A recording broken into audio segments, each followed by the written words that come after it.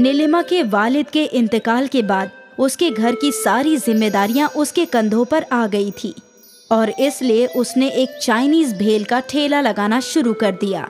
नीलिमा खुद रोज चटनी बनाया करती थी और नूडल्स को भी फ्राई किया करती थी।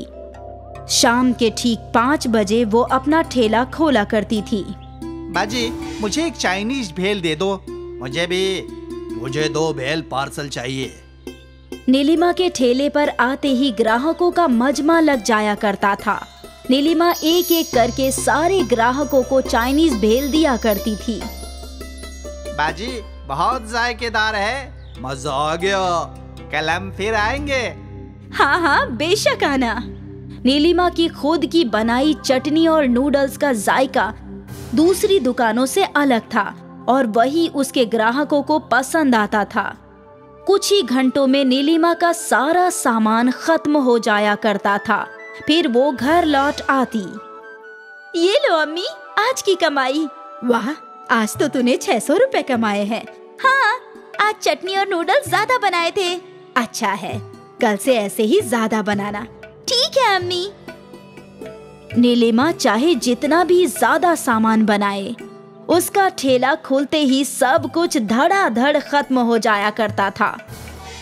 एक रोज नीलिमा अपने घर पे बैठकर सोच रही थी कि उसे क्या करना चाहिए।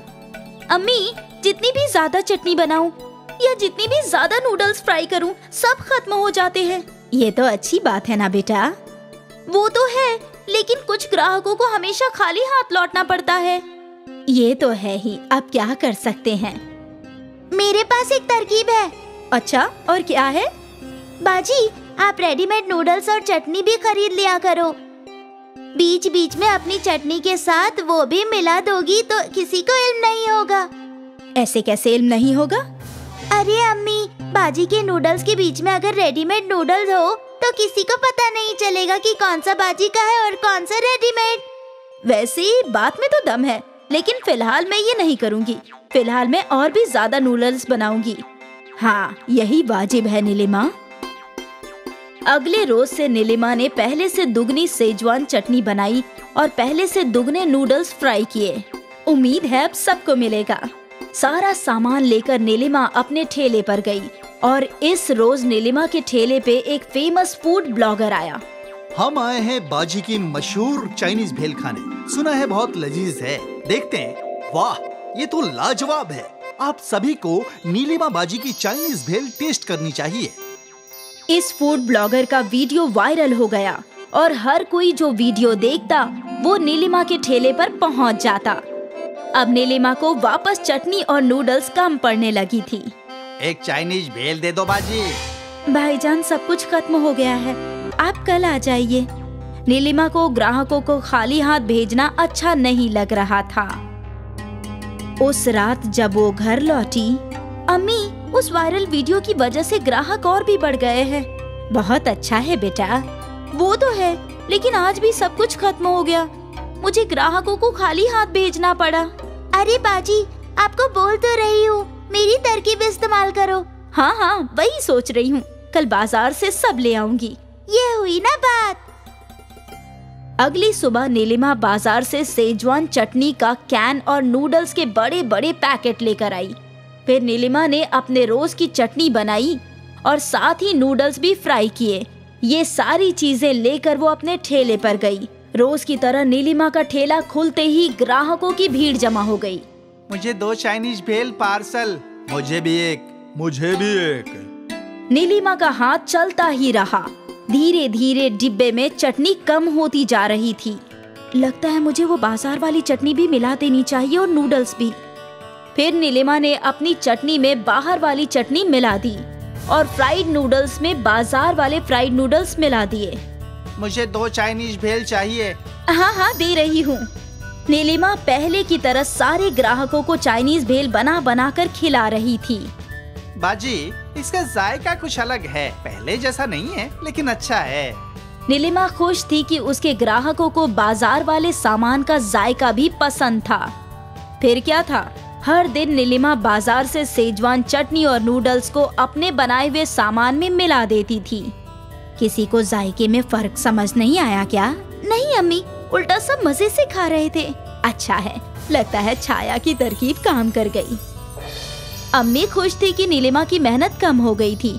आहिस्ते आहिस्ते नीलिमा बहुत कम सामान बनाती थी और ज्यादा से ज्यादा सामान बाहर से खरीदती थी, लेकिन अब भी उसके ठेले पर भीड़ थी। फिर एक रोज नीलिमा के ठेले के बगल में अशोक ने चाइनीज का ठेला खोला। वो सेजवान चटनी और नूडल्स सब बाजार से लाता था। नीलिमा के ग्राहकों ने अशोक की चाइनीज भेल भी चखी। ये तो हूबहू नीलिमा बाजी की तरह है। क्या वाकई? एक एक करके सारे ग्राहकों ने अशोक की भेल चखी और उन्हें वो भी अच्छी लगी। अशोक बड़ा ही शातिर था। वो ग्राहकों को अपनी तरफ खींचना चाहता था, तो उसने चाइनीज भेल का दाम 10 रुपए से घटाकर 8 रुपए कर दिया। अरे वाह, सिर्फ 8 रुपए में? सही है, वैसे भी दोनों का जायका एक जैसा ही है। बजा फरमाया। और कम दाम होने की वजह से अशोक के ठेले पर कस्टमर्स की भीड़ लग गई और देखते ही देखते नीलिमा का ठेला खाली था। आज पहली बार नीलिमा का सामान खत्म नहीं हुआ था। वो मायूस होकर घर लौटी। क्या हुआ? अशोक ने मेरे बगल में चाइनीज भेल का ठेला खोल रखा है और दाम 8 रुपए कर दिए। अब मेरे पास कोई आ ही नहीं रहा। तो बाजी, आप भी दाम घटा दो। लेकिन उससे मुनाफा कम नहीं होगा। कोई बात नहीं, कम से कम सब बिकेगा। हाँ। अगले दिन नीलिमा ने तख्ती लगाई। उसने चाइनीज भेल का दाम 7 रुपए कर दिया। 7 रुपए की तख्ती देखकर ग्राहक नीलिमा के ठेले की जानिब आ गए। अब तो कुछ करना ही पड़ेगा।